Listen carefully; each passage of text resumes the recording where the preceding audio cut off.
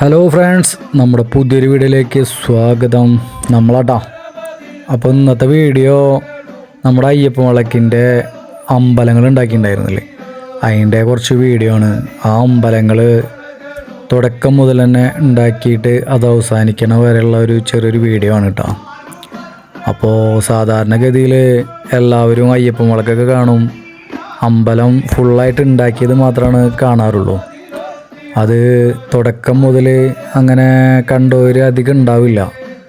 തുടക്കം മുതൽ തന്നെ രാത്രി ഒരുവിധം വർക്കും രാത്രിയാണ് ചെയ്യണത്.